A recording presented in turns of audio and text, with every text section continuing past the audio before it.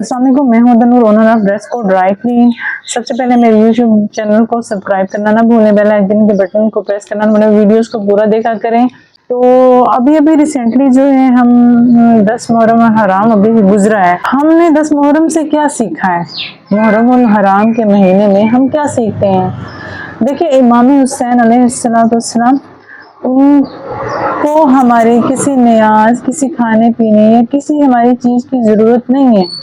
वो जन्नत के सरदार हैं। उनके जो साथी थे वो भी जन्नत में अल्लाह ताला ने उनके दर्जात बुलंद फरमा दिए हैं। दुनिया में ही उनके लिए देखिए बशारत है। एक ऐसा टाइम जब हर बंदा साथ छोड़ रहा हो, लेकिन वो लोग साथ खड़े थे कि इमाम हुसैन अलैहिस्सलाम को अब जब बिल्कुल फाइनल हो गया कि जंग होनी ही होनी है, तो इमाम हुसैन अलैहिस्सलाम ने अपने साथियों से पूछा कि अगर जो तुम लोगों से जाना चाहता है चला जाए। किसी ने जवाब नहीं दिया। इमाम हुसैन अलैहिस्सलाम ने दिए बुझा दिए कि और फरमाया कि अगर किसी को मेरे सामने जाने में शर्म महसूस होती है तो वो अंधेरे में जा सकता है, लेकिन नहीं गए, कोई नहीं गया।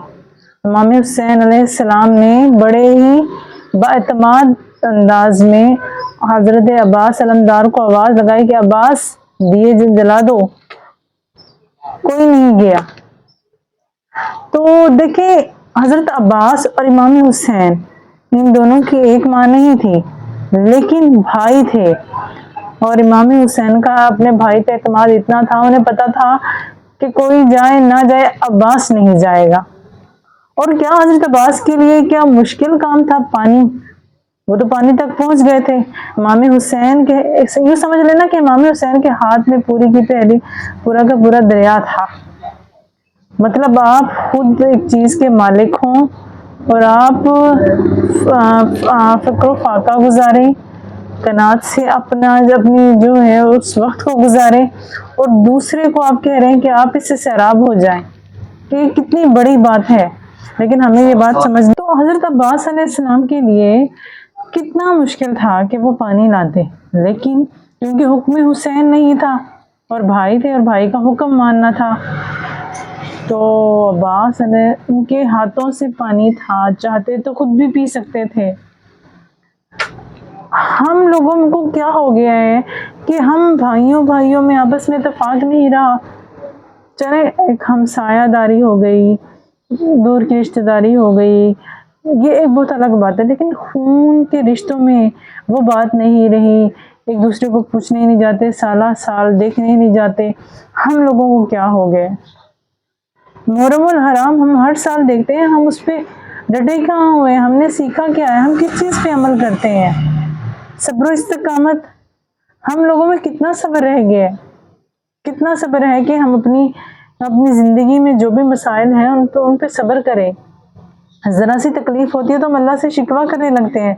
और वो लोग जिन्होंने अपनी औलादें अपनी आंखों के सामने उनके सर कटवा दिए, न सिर्फ सर कटवा दिए बल्कि वो कटे हुए सर जो है वो लेने से इनकार कर दिया और कह दिया कि हम अल्लाह की राह में दी हुई चीज़ों को वापस नहीं लेते।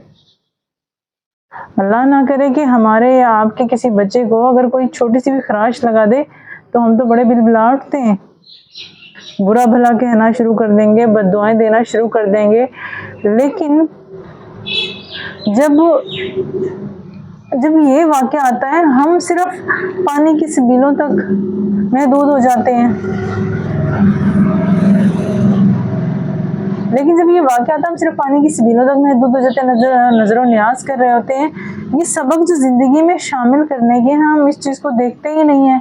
देखिए, इमाम हुसैन अलैहिस्सलाम किसी एक फिरके तक महदूद नहीं थे, न शिया तक, न सुन्नी तक। न उन्होंने कभी कहा था, ये सब जब सारा करबला का वाक़या हुआ, उन्होंने नहीं कहा था कि ये सिर्फ सुन्नियों के लिए या सिर्फ शिया के लिए, ये तमाम उम्मत मुसलमा के लिए। वो अपने जंग पाने के लिए नहीं थी, जंग दीन की बका के लिए थी। उनके नाना का दीन, हमारे प्यारे नबी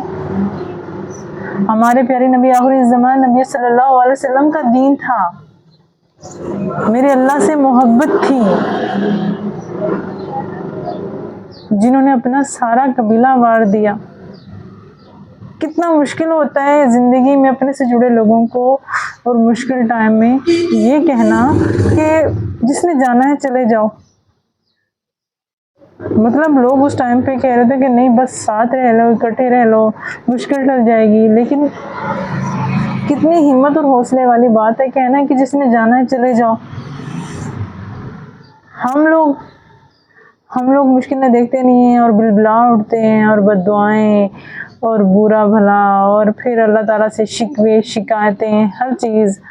حالانکہ اللہ تعالیٰ کی ہر چیز میں مصلحت ہوتی ہے. امام حسین علیہ السلام کا اس وقت اگر وہ چاہتے تو کیا وہ لشکر کھڑا رہ سکتا صرف ایک عباس کے آگے؟ امام حسین علیہ السلام کے سامنے ٹک سکتا تھا وہ لشکر؟ کبھی بھی نہیں. لیکن مصلحت تھی نا اس امت کے لیے. یہ امت کیا کر رہی ہے؟ یہ امت وہ جو سبق ہمیں سکھانے کے لیے دے گئے ہیں، اس امت نے وہ سب فراموش کر دی ہیں، اس کو دیکھ ہی نہیں رہی، اس کو سمجھ ہی نہیں رہی. تماشائی مت بنے، جو چیزیں فالو کرنے کی اس کو فالو کریں.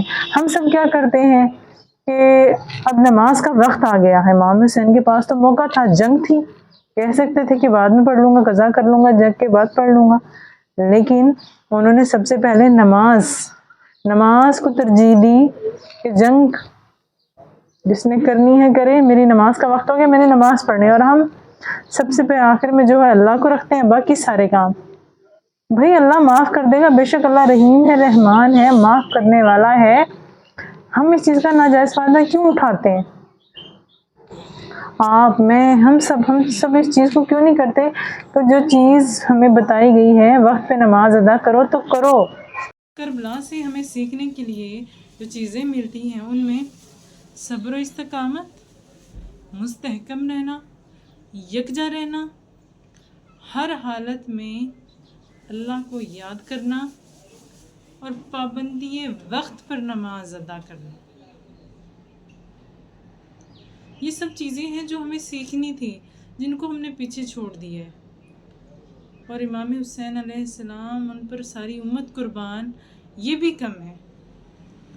دیکھیں ہم جو ان کو بطور ہدیہ نوافل پڑھتے ہیں یا ہم جو نیاز کرتے ہیں، کیا انہیں ان سب چیزوں کی ضرورت ہے؟ جو درس ہمیں دیا گیا تھا تو وہ چیز ہمیں یاد رکھنی تھی، ہم اس کو کہیں بھول گئے. یہ تو ہم اپنی سیٹسفیکیشن، اپنی تسلی کے لیے کرتے ہیں یہ سب کچھ. ورنہ بحیثیت مسلمان، بحیثیت امت مسلمہ، ہمارے سیکھنے کے لیے، ہمارے کرنے کے لیے بہت سی چیزیں ہیں. ہمارا نیاز کرنا، ہماری عبادتیں، یہ سب ہمارے ہدیہ ہیں، ہمارا تحفہ ہے ہم حقیر لوگوں کی طرف سے ان کی شانوں میں. وہ کہاں امت کے سلطان اور ہم کہاں پاؤں کی خاک بھی نہیں.